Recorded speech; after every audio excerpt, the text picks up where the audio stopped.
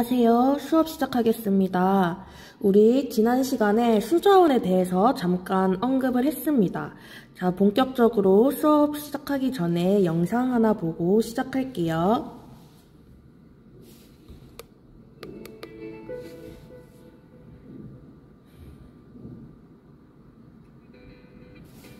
나는 사우디아라비아에 살아요.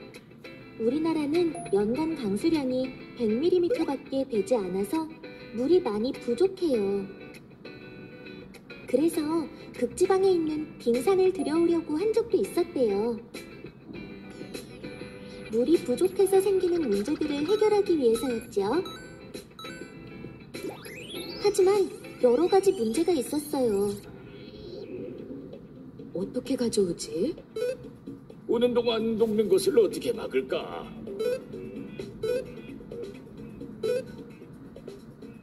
무사히 가져오더라도 그 어마어마한 양의 물을 담을 공간을 마련하는 것도 문제였죠.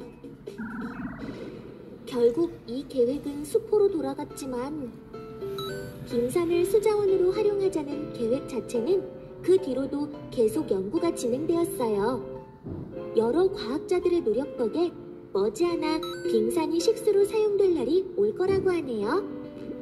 하루빨리 그날이 와서 물 부족을 해결할 수 있게 되면 좋겠어요. 자, 영상 잘 봤나요? 우리 선생님이 지난 시간에 말한 것처럼 수자원으로 활용될 수 있는 물은 대부분 하천수와 호수입니다. 그리고 지금 지하수도 개발이 되고 있고요. 근데 하천수와 호수 같은 경우에는 현재 수권 전체 분포 중에 0.01%밖에 분포하지 않습니다. 그래서 빙하를 옮겨와서 우리가 그것을 수자원으로 사용을 한다면 굉장히 효율적으로 수자원을 개발할 수 있을 것입니다. 자, 여기 위에 보면 바다에 물이 많은데도 식수를 가져가야 하는 까닭은 무엇입니까? 이렇게 되어 있잖아요. 자, 바다는 해수가 있죠. 그죠? 바닷물은 짜죠. 짜요. 자, 짠물을 먹으면 어떻게 될까? 우리 생각을 해봅시다. 우리 국을 먹잖아요. 국인데 가끔씩 되게 소금이나 간장을 많이 넣어서 되게 짠 국이 있어요. 그런 국을 먹으면 우리가 어떻게 돼요? 목마름이 해결이 되나요? 갈증이 해소가 되나요? 아니죠. 되게 짠 국을 먹으면 더 갈증이 나게 됩니다. 그래서 물을 더 많이 마시게 되죠. 짠 거를 많이 먹으면. 그래서 이렇게 짠 해수를 마시게 되면 더 갈증이 나게 됩니다. 그죠? 그래서 갈증을 우리는 이제 해소를 해야 되니까 따로 식수를 가져가야 하는 것이에요. 이해됐습니까? 자, 그래서 여기 교과서 보면 사람이 살아가는데 활용하는 물을 수자원이라고 합니다. 우리 지난 시간에 말했다시피 자원이라는 것이 사람에게 유용한 것이라고 했습니다. 그래서 수자원이니까 사람이 살아가는데 유용한 물이 되겠죠. 그래서 이러한 수자원은 짠맛이 나지 않는 담수를 활용합니다. 왜냐하면 짠맛이 나는 해수를 이용하면 우리는 더 갈증이 날 수 있기 때문이죠. 그래서 밑을 봅시다. 밑에 탐구를 보면 수자원과 관련된 조사라고 되어 있어요. 지금 모든 활동을 하면 좋은데 지금 여건이 되지 못하니까 선생님과 함께 알아보도록 합시다. 자, 지금 수권 해수, 지하수, 빙하, 하천수와 호수를 어떻게 수자원으로 활용할지를 생각해보면 됩니다. 자, 하천수와 호수가 일단 가장 쉽겠죠. 하천수와 호수 같은 경우에는 식수로 이용하기 위해서는 정수시설을 거쳐서 바로 식수로 활용을 할 수 있고, 그리고 과일을 재배한다던가 농업 활동에도 바로 이용할 수 있고, 하천수와 호수는 바로 이용을 할 수 있겠죠. 그죠? 그리고 지하수 같은 경우에는 지하수는 지하에 땅 밑에 갇혀 있어요. 그죠? 그래서 하천수와 호수보다는 조금 더 지하수를 개발하기 위한 노력이 필요할 거예요. 그래서 지하수 같은 경우에는 마찬가지로 과일을 재배를 한다던가 식료품을 만든다거나 그런 거에서 또 계속 사용을 할 수 있고, 그리고 온천, 지하에 있는 물이니까 온천도 지하수를 활용한 것이죠. 그래서 지하수도 하천수와 마찬가지로 활용을 하는 데에서는 생명활동, 농업, 공업 이런 데 모두 활용을 할 수 있습니다. 그 다음 해수를 봅시다. 해수. 자, 해수는 짜잖아요. 그죠? 그래서 안 짜게 바꿔주면 해수도 수자원으로 활용을 할 수 있겠죠. 그래서 그것을 해수의 담수화라고 합니다. 담수가 짠맛이 나지 않는 물이었죠. 그래서 해수를 짠맛이 나지 않는 담수로 바꿔주는 작업을 해주면 마찬가지로 수자원으로 활용을 할 수 있게 되겠죠. 자, 그 다음 빙하. 빙하는 어떻게 활용하면 좋을까요? 빙하를 일단 녹여야겠죠. 빙하는 고체이기 때문에 빙하를 녹인다. 그래서 빙하를 녹이면 또 정수 장치를 거쳐서 식수로 활용을 할 수도 있고, 또 다양한 생명 활동에 필요한 물로 또 만들 수도 있겠죠. 자, 이런 식으로 사용이 가능한데 다음 페이지도 한번 봅시다. 자, 이제 이러한 수자원들이 다양하게 이제 활용을 할 수 있다고 했잖아요. 그러한 수자원들이 효율적으로 활용이 되고 있는지 한번 봅시다. 자, 일단 하천수와 호수 활용이 될 수 있는데, 예를 들어서 가뭄이 많이 발생해요. 가뭄이 발생하면 하천수와 호수는 물이 없어지겠죠.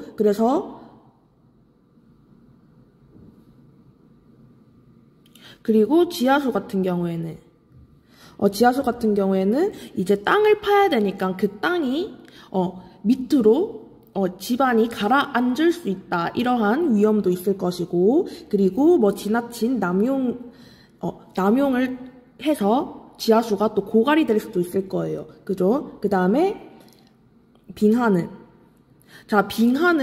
보통 고산지대에도 있지만 남극, 북극에도 있잖아요. 근데 이 빙하를 우리가 다 가져가 버리면 자연이 훼손되게 되겠죠. 자, 빙하 지역에서 살고 있는 동물들도 있는데 이러한 동물들이 살기에 어려워질 수도 있습니다. 그렇죠? 그리고 해수 같은 경우에는 해수가 엄청나게 많잖아요. 그 많은 해수들을 모두 담수화를 시키려면 그만큼 기계도 많이 필요해요. 그러면 그 기계에 들어가는 비용도 많이 들어가게 되겠죠. 그래서 이러한 비용 문제로 실제적으로 활용을 할 수 있는지에 대한 의문도 생길 수 있습니다. 자, 그러면 우리 교과서 241페이지 같이 봅시다. 자, 보면 하천수, 호수, 지하수와 같은 담수는 우리가 바로 활용을 할 수 있습니다. 그런데 해수와 빙하는 바로 활용하기 어려워요. 그래서 해수는 짠맛을 제거해서 담수가 부족한 지역에서 활용을 할 수 있겠죠. 그리고 빙하가 녹아 액체 상태가 된 물을 담수가 필요한 고산지대에 활용할 수 있겠습니다. 자, 빙하가 고산지대에 많다 했죠. 그러면 그만큼 담수가 이제 액체 상태의 담수가 부족하게 될 겁니다. 그래서 이렇게 빙하를 녹여서 담수가 부족한 고산지대에 활용을 할 수 있는 거예요. 그래서 담수는 여기 그림에 보다시피 채소를 씻을 때나 공장에서 물건을 만들 때나 이렇게 생활이나 농업활동, 공업활동 등에 다양하게 활용이 됩니다. 자, 우리가 평소에 생각하는 그 물 있잖아요. 그 물도 다 이렇게 활용을 한다고 생각하면 될 거예요. 자, 그래서 여기 한번 용어를 써봅시다. 자, 해수의 담수화라고 하죠. 해수를 짠맛을 제거하는 것을 해수의 담수화라고 합니다.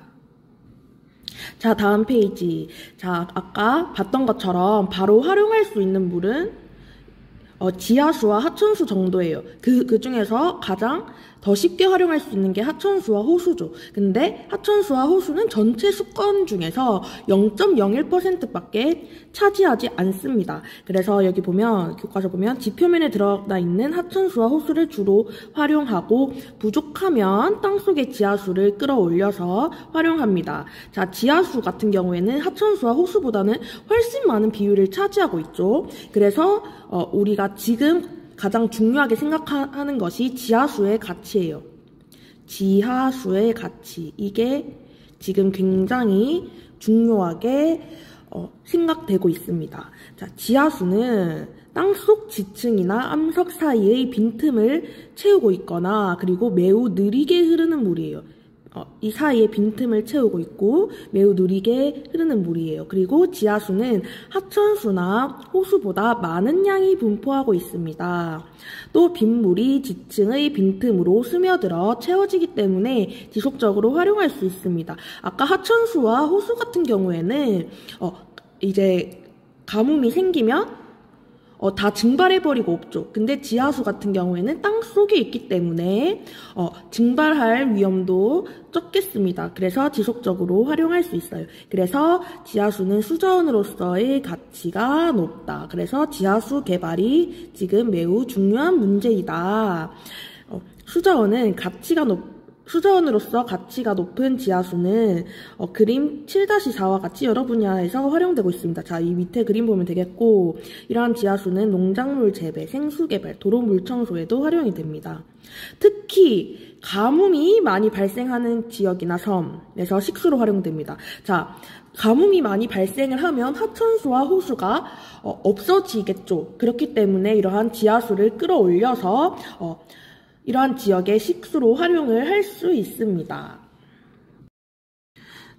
자, 교과서 243페이지를 봅시다. 자, 인구가 늘어나고 산업이 발달해서 삶의 질이 향상되면서 필요한 물의 양은 점점 많아지고 있습니다. 그죠? 필요한 물의 양은 점점 많아지고 있는데 활용할 수 있는 물의 양은 한정적이에요. 하천수와 호수 같은 경우에는 매우 적은 양이 있고 지하수도 전체 수건의 분포에 비해서는 지하수가 매우 적은 양이 있어요. 그래서 여기 밑에 보면 자원으로서의 물의 가치에 대해서 생각을 해봐야겠습니다. 자, 그래서 먼저 이 남자애는 수자원을 더 개발해야 된다고 생각해 이렇게 했고 이 여자친구는 물을 더 절약해야 된다고 생각해 라고 했습니다. 자, 우선 수자원을 더 개발해야 된다고 생각하는 이유는 무엇일까요? 그죠? 사용할 수 있는 물은 적어요. 지금 하천수와 호수, 지하수, 사용할 수 있는 물은 굉장히 적은데 필요한 물이 늘어나고 있으니까 새로운 수자원을 개발해야 되겠죠? 해수를 이제 담수화를 시킨다던가 빙하를 녹여서 사용을 한다던가 이런 식으로 수자원을 더 개발을 해야 되겠습니다. 그리고 얘도 맞는 말인 게 물을 절약해야 되죠. 왜냐하면 지금 바로바로 활용할 수 있는 물은 어쨌든 하천수와 호수 또는 지하수입니다. 그런데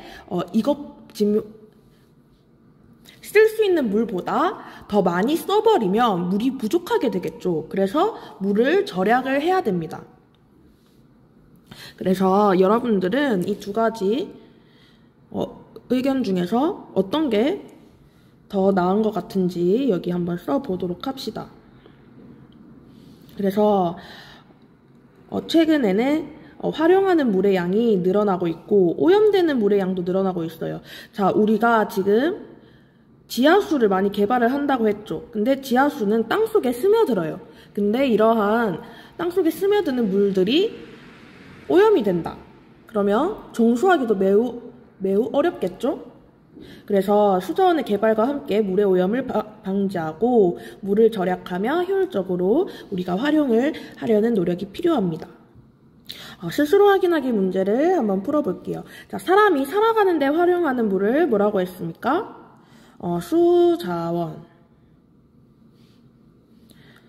수자원이라고 합니다. 인구가 늘어나고 산업이 발달하여 삶의 질이 향상되면서 필요한 물의 양이 어떻게 되고 있다?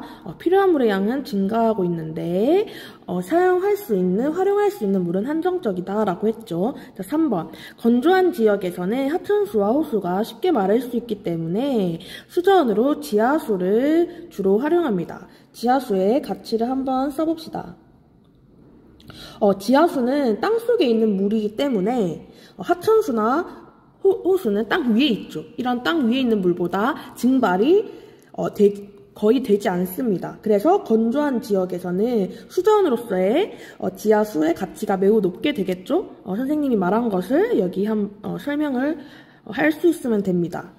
자, 담수가 부족한 고산지대에서는 뭐가 녹은 물을 생활이나 농업활동, 공업활동에 활용이 될까요? 고산지대에 있는 빙하가 녹은 물을 생활이나 농업활동, 공업활동 등에 활용이 된다고 했지요. 다음 페이지 넘어갈게요. 자, 페이지 245쪽 스스로 정리하기 문제를 같이 풀어볼게요. 자, 수건의 분포. 자, 수건은 해수와 육지에 있는 물로 구성이 되어 있습니다. 해수는 어떻다? 짠맛이 나고, 육지의 물은 대부분 짠맛이 나지 않는 담수이다. 그리고 해수는 수건의 대부분을 차지한다. 97점 몇 %였죠. 그 다음 육지의 물은 빙하, 지하수, 하천수, 호수가 있고, 빙하는 어떤 상태? 고체 상태, 나머지는 액체 상태. 자, 그래서 수건의 분포, 제일 많이 분포하는 게 해수. 그리고 그 다음 육지의 물 중에서 가장 많이 분포하는 것이 빙하였죠. 그 다음 지하수, 하천수와 호수, 이 순서대로라고 했습니다. 자, 2번 수자원의 활용과 가치. 사람이 살아가는 데 활용하는 물을 뭐라고 했죠? 수자원이라고 했습니다. 자, 수자원의 활용 사례. 생활, 손을 씻을 때, 음식을 만들 때 활용을 합니다. 그죠? 그리고 농업활동, 농작물이나 가축을 키울 때 활용하고, 그 다음 공업활동, 공장에서 물건을 만들 때도 활용을 합니다. 자, 3번 자원으로서의 물의 가치. 바로 활용할 수 있는 하천수, 호수, 지하수는 수건에 차지하는 비율이 어떻다? 매우 낮다.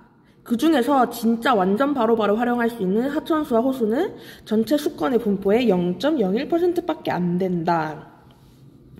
자, 뭐는 땅속 지층이나 암석 사이에 빈틈을 채우고 있거나 매우 느리게 흐르는 물이에요. 하천수나 호수보다 많은 양이 분포하고 있으며 지속적으로 채워지기 때문에 수자원으로서 가치가 높은 물을 우리가 지하수라고 했지요.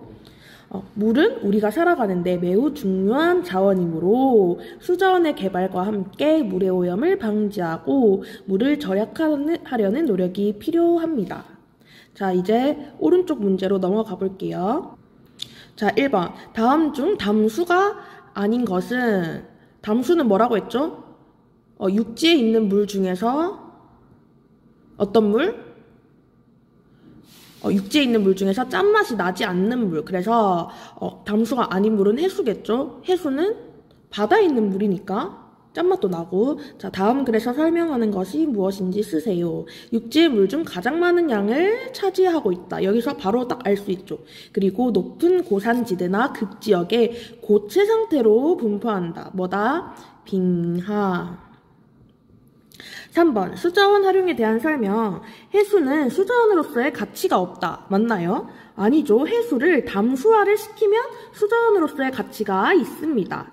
자, 2번 하천수는 수자원으로서 바로 활용할 수 있다. 맞습니까? 맞죠. 하천수는 육지 위에 있는 물이고 짠맛도 나지 않기 때문에 정수장치만 거치면 바로 활용할 수 있습니다. 자, 3번 빙하는 녹은 물을 수자원으로 활용한다. 맞죠? 빙하는 고체 상태이기 때문에 바로 수자원으로 활용을 못하고 먼저 녹인 후에 수자원으로 활용을 할 수 있습니다. 자, 4번 지하수에 대한 설명으로 옳은 것은 땅속에 있는 담수이다. 맞습니까? 맞죠? 자, 기획 일단 맞고. 니은 주로 염류를 제거하여 활용한다. 아니죠. 염류, 소금, 염류를 제거하여 활용하는 물은 해수죠. 해수. 그래서 땡. 자, 디귿 사용하면 다시 채워지지 않는다. 아니죠. 뭐 빗물 같은 거, 여러 가지 물들이 땅 속에 파고들어서 계속 채워지는 물이에요. 지하수는. 그래서 정답은 기흙이 되겠습니다. 자, 오늘 수업은 여기까지 하겠습니다. 모두 수고하셨습니다. 복습 열심히 하세요.